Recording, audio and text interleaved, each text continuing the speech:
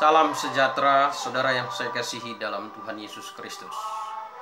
Video ini saya buat untuk menanggapi pernyataan sang debaters bahwa Yudas masuk surga. Setelah saya melihat penjelasan saudara Rudi Yohanes sang debaters, saya melihat Rudi Yohanes kesimpulan yang ia buat untuk membenarkan akibat. Berpijak pada ketetapan Yudas, maka Yudas ditetapkan, dipilih untuk mengkhianati Tuhan Yesus. Yudas patuh menyerahkan Yesus, dan apa yang dilakukan oleh Yudas tidak berasal dari dirinya sendiri, sehingga akhirnya Yudas kecewa, bunuh diri, dan lewat perkataan Tuhan Yesus di atas kayu salib, Rudi Yohanes memberi kesimpulan bahwa perkataan Tuhan Yesus, ampunilah kesalahan mereka karena mereka tidak tahu apa yang diperbuat, merujuk kepada Yudas, sehingga Yudas diberikan kepastian keselamatan. Itu kesimpulan saudara Rudi Yohanes. Lalu ada juga pendeta yang menanggapi, yang menyangkal akibat, kesimpulan yang menyangkal akibat, berpijak pada konsep ketetapan pemilihan, teologi predestinasi yang dianut, bahwa dari kekal Tuhan sudah memilih Yudas untuk mengkhianati Tuhan Yesus. Tetapi kesimpulan menyangkal akibat, kesimpulannya Yudas masuk surga. Sehingga terjadi perdebatan yang cukup sengit di media sosial, saling tanggap. Saya menonton. Nah, saya tidak berdiri pada dua orang tersebut.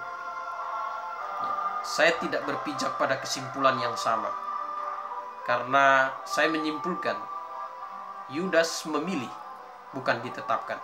Yudas memilih menggenapi nubuat negatif yang ada dalam Alkitab.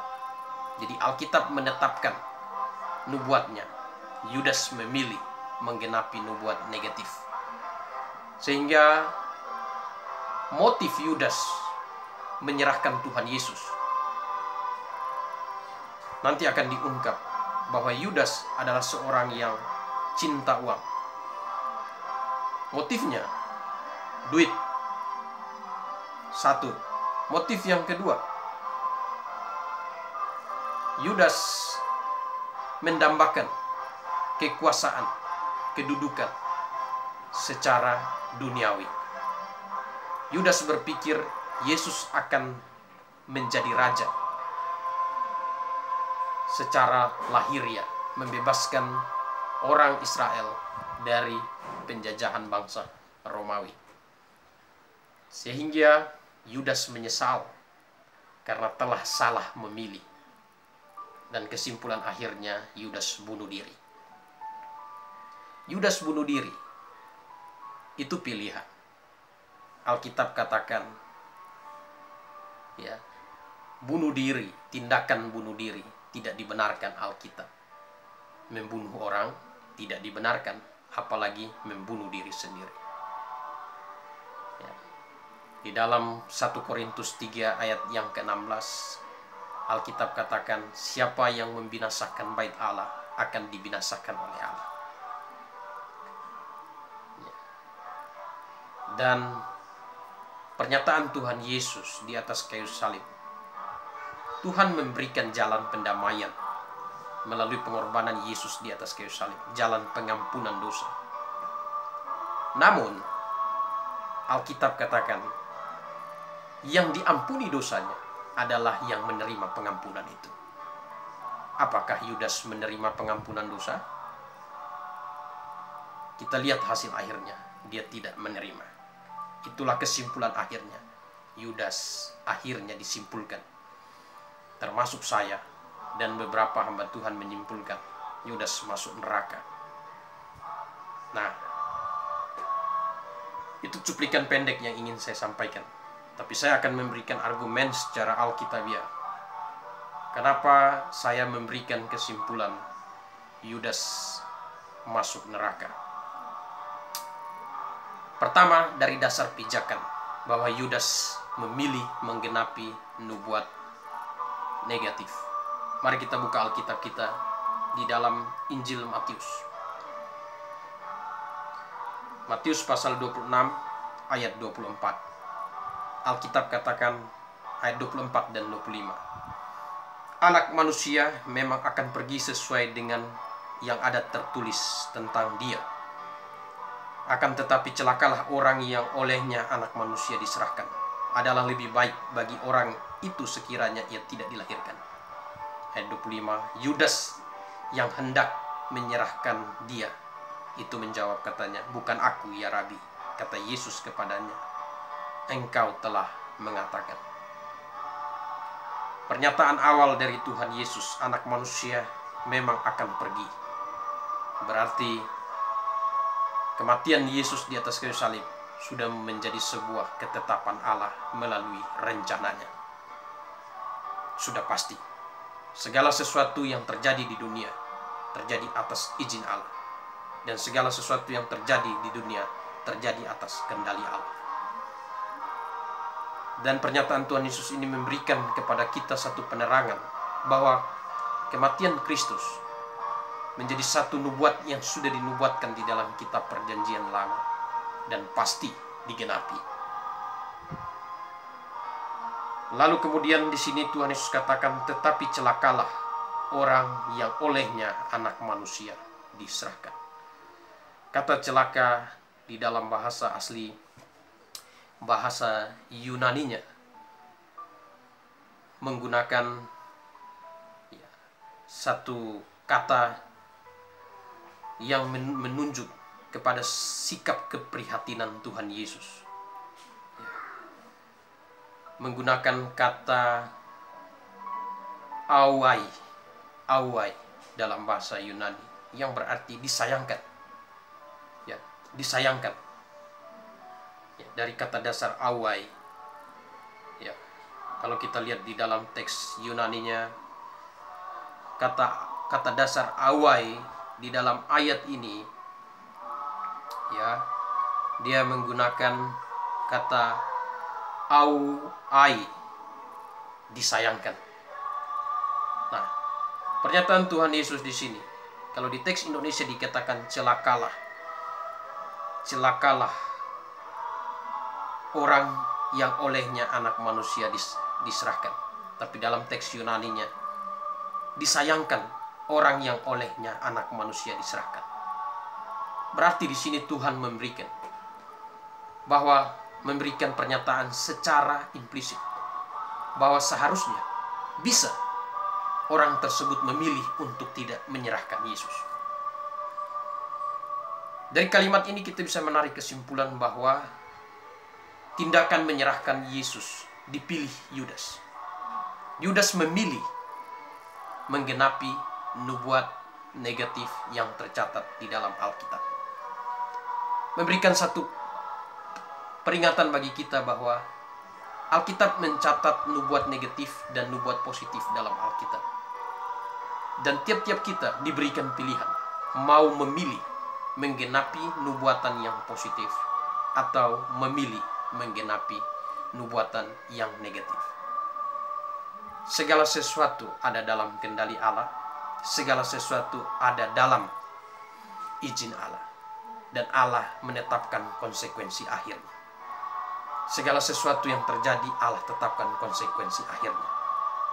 Yang mengasihi Allah diberikan kebaikan, yang fasik disediakan hari malapetaka. Mengasihi dan fasik itu adalah pilihan tiap-tiap kita. Dan Yudas memilih untuk menggenapi nubuat negatif. Artinya Yudas bertolak dari Amsal 16 ayat yang keempat. Yudas hidup secara fasik. Ya, Yudas hidup secara fasik. Dan kesimpulan akhirnya Tuhan Yesus memberikan kesimpulan, adalah lebih baik bagi orang itu sekiranya ia tidak dilahirkan. Pernyataan secara implisit membuktikan bahwa betapa kasihannya, betapa celakanya nasib dari orang yang memilih untuk mengkhianati Tuhan Yesus. Lebih baik dia tidak dilahirkan. Nah, ini kesimpulan yang memberikan satu indikasi bahwa Tuhan Yesus sendiri telah memberikan kesimpulan secara implisit bahwa akhir hidup Yudas bukan hanya binasa secara tubuh, tetapi akhir hidup Yudas binasa di dalam kekekalan. Dari mana kita tahu itu Yudas? Dari ayat 25. Yudas yang hendak menyerahkan dia itu menjawab katanya, "Bukan aku ya Rabi." Kata Yesus kepadanya, "Engkau telah mengatakan." Siapakah yang dimaksud? Itulah Yudas. Nah, bertolak dari ini, saya berpijak, Yudas mengkhianati Tuhan Yesus itu adalah pilihan. Pilihan menggenapi nubuat negatif. Dan kesimpulan akhirnya, siapapun yang memilih untuk menggenapi nubuatan negatif di dalam Alkitab, kesimpulan akhirnya, ya, dia bukan hanya binasa secara tubuh, tetapi binasa secara rohani di dalam kekekalan. Nah, saudara yang saya kasihi dalam Tuhan Yesus Kristus, salah satu dasar pijakan saudara Rudi Yohanes mengatakan Yudas masuk neraka didasarkan kepada Injil Lukas pasal yang ke-22 ayat 30. Mari kita lihat Injil Lukas pasal 22 ayat 30. Lukas pasal 22 ayat 30. Ya, dari ayat 29 mungkin agar lebih jelas. Dan aku menentukan hak-hak kerajaan bagi kamu, sama seperti Bapakku menentukan bagiku, bahwa kamu akan makan dan minum semeja dengan aku dalam kerajaanku, dan kamu akan duduk di atas takhta untuk menghakimi ke-12 suku Israel. Jadi pertama kita lihat di sini, saudara Rudi Yohanes berargumen, kalau Yudas masuk neraka, siapakah yang menggantikan posisi Yudas? Kursi Yudas siapakah yang akan menduduki? Pertama saya akan memberikan satu penerangan kepada saudara Rudi Yohanes.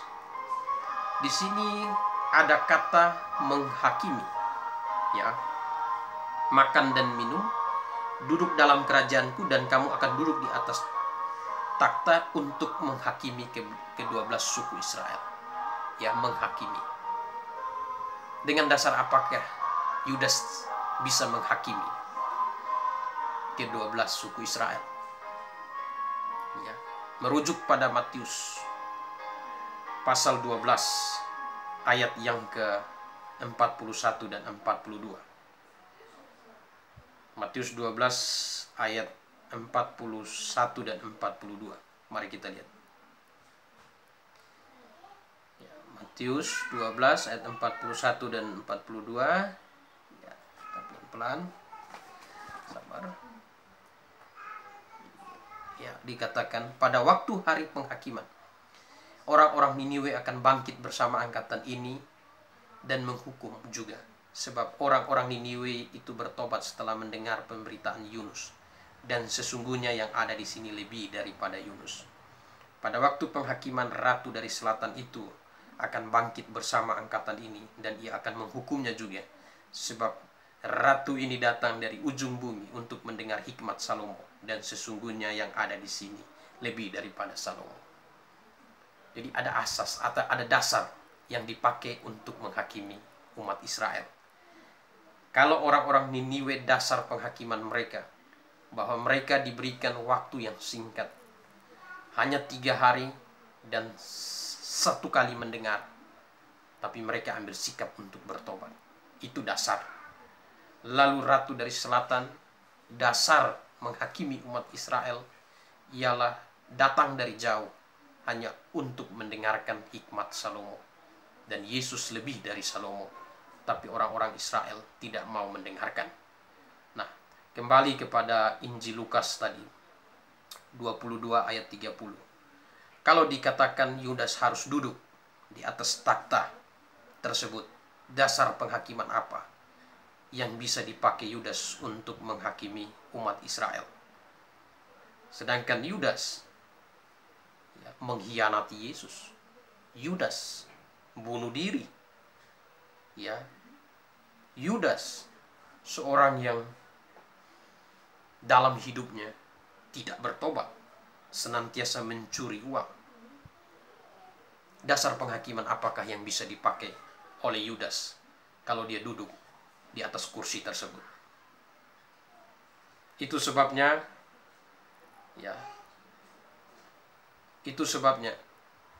saya tidak sependapat dengan saudara Rudi Yohanes bahwa Yudas akan tetap duduk di kursi tersebut. Karena Yudas tidak punya dalil, tidak punya dasar untuk menghakimi umat Israel. Rasul-rasul yang lain punya. Mereka seumur hidup mereka berjuang untuk menyatakan kebenaran, menyerahkan hidupnya untuk memberitakan firman. Sedangkan Yudas justru terbalik, mengkhianati Yesus. Dimulai dengan menjual tamak uang, menjual Yesus, mengkhianati Yesus, dan bunuh diri. Nah, lalu siapakah yang akan duduk di posisi kursi Yudas? Merujuk kepada Kisah Para Rasul, pasal 1, ayat 21 dan 22. Saya bacakan untuk kita. Sebab ada tertulis dalam kitab Mazmur, biarlah perkemahannya menjadi sunyi, dan biarlah tidak ada penghuni dalamnya, dan biarlah jabatannya diambil orang lain. Jadi jabatan Yudas diambil orang lain, digantikan orang lain. Sebab ada tertulis, jadi harus ditambahkan kepada kami seorang dari mereka yang senantiasa datang berkumpul dengan kami, selama Tuhan Yesus bersama dengan kami. Jadi Alkitab telah memberitahu kepada kita posisi Yudas sudah digantikan, dan digantikan oleh, lalu mereka mengusulkan dua orang, Yusuf yang disebut Barsabas dan juga yang bernama Justus dan Matius. Mereka semua berdoa dan berkata, ya Tuhan, Engkaulah yang mengenal hati semua orang. Tunjukkanlah kiranya siapa Engkau yang Kau pilih dari kedua orang ini untuk menerima jabatan pelayanan itu, yaitu kerasulan yang ditinggalkan Yudas. Jadi Yudas, posisi Yudas, kursi Yudas sudah digantikan. Yudas tidak menjabat lagi. Jadi Yudas yang mati bunuh diri, posisinya sudah digantikan. Dia tidak menjabat lagi. Yang ditinggalkan Yudas, yang telah jatuh ke tempat yang wajar. Lalu mereka membuang undi bagi kedua orang itu, dan yang kena undi adalah Matius.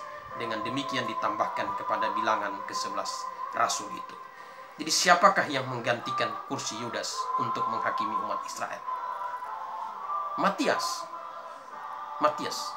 Matius yang akan duduk di situ menggantikan posisi Yudas, karena Matius yang menggantikan posisi Yudas sebagai rasul. Matius yang menggantikan. Lalu bagaimana dengan posisi Rasul Paulus? Nah, saudara Rudi Yohanes,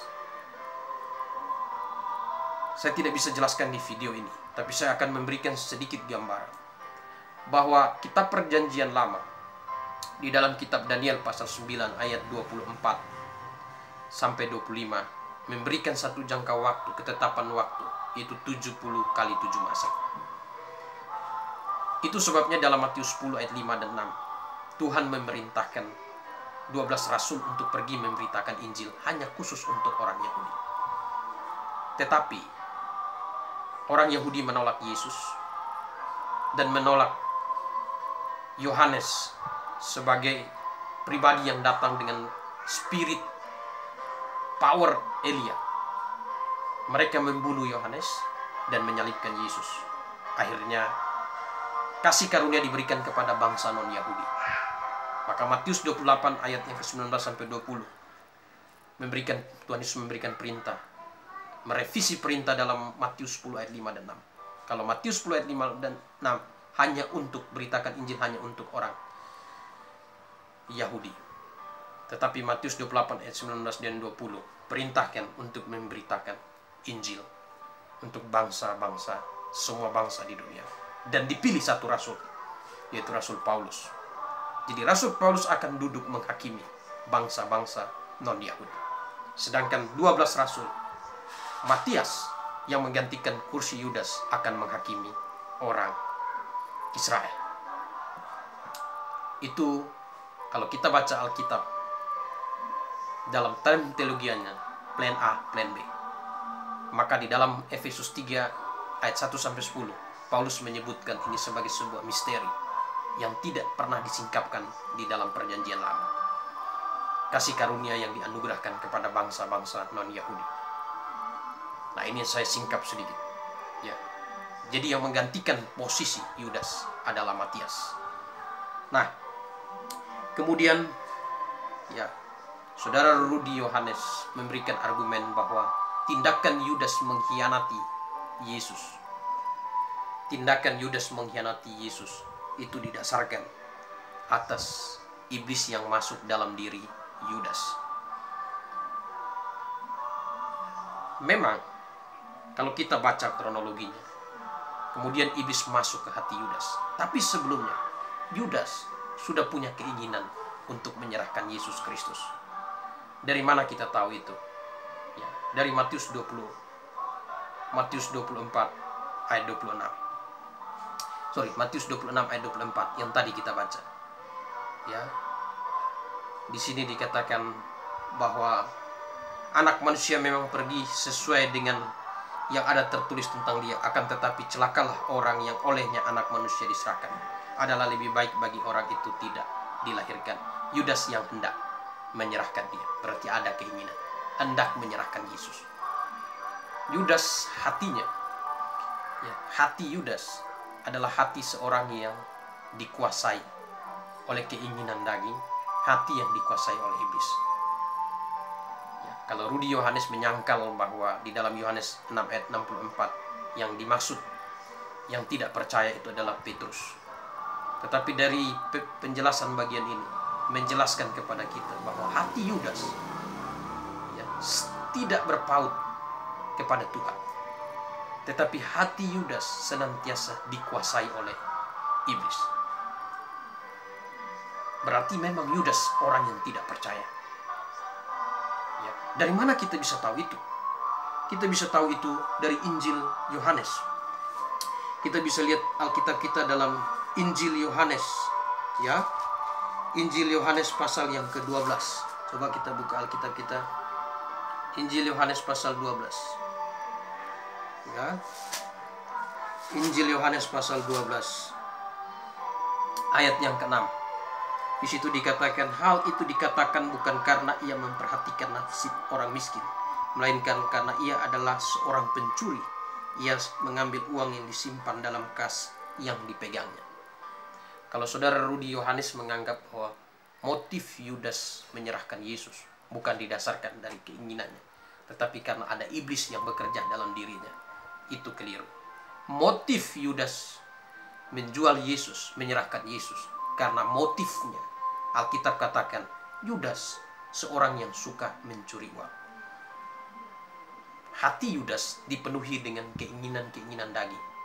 Hati Yudas cinta akan uang. Sehingga iblis melihat satu celah kecil untuk memanfaatkan Yudas. Di antara 11-12 orang, Yudas yang paling bisa digunakan untuk menggenapi nubuat negatif yang ada dalam Alkitab, yaitu menyerahkan Yesus. Apakah Yudas orang yang percaya? Tidak. Ini sudah jelas. Ya. Jadi contoh menyangkal kesimpulan Rudi Yohanes. Rudi Yohanes berkata bahwa Yudas menyerahkan Yesus karena iblis yang ada dalam dirinya. Tetapi Alkitab katakan motif Yudas adalah cinta uang, curi uang. Dan motif itu, celah kecil itu dipakai oleh iblis. Dipakai oleh iblis untuk menggunakan Yudas menggenapi nubuat negatif dalam Alkitab. Ya. Jadi bukan karena Yudas tidak tahu apa-apa, bukan karena Yudas dikatakan seperti Rudi Yohanes, Yudas tidak melawan, ya. Dia patuh, tidak seperti Petrus, tidak. Ya. Yudas memiliki hati yang tidak bersih, ya. Karena dia punya karakter yang diungkapkan oleh Alkitab dalam Injil Yohanes, yaitu seorang pencuri. Nah, ini dasarnya. Ya. Jadi kita lihat bahwa Yudas pertama memilih menggenapi nubuat negatif. Ya. Bertemu dengan Juru Selamat, hidup dengan Juru Selamat. Firman didengar, tapi firman itu tidak mengubah dirinya. Dia tetap bertahan pada hidup yang lama, yaitu suka mencuri uang. Ya. Dan kelemahan inilah yang kemudian membawa Yudas kepada kematian yang kekal di dalam neraka. Nah, ya, dan kita perhatikan lagi, ya, argumen saudara Rudi Yohanes yang berikut, perkataan Tuhan Yesus, ampunilah kesalahan mereka, karena mereka tidak tahu apa yang mereka perbuat. Yudas berbuat sesuatu yang dia tidak tahu, keliru. Yudas tahu apa yang dilakukan, tapi iblis menggunakan niat jahat yang ada dalam diri Yudas, dipakai iblis untuk menggunakan Yudas, ya, menggenapi rencana nubuat negatif dalam Alkitab. Ya, Yudas tahu dia tamak uang, dia cinta uang. Ya. Jadi ampunilah kesalahan mereka, karena mereka tidak tahu apa yang mereka perbuat. Yudas tahu apa yang dia buat, karena dia sudah punya keinginan untuk menyerahkan Yesus. Lalu kata pengampunan harus dipahami dengan benar, doktrin pengampunan.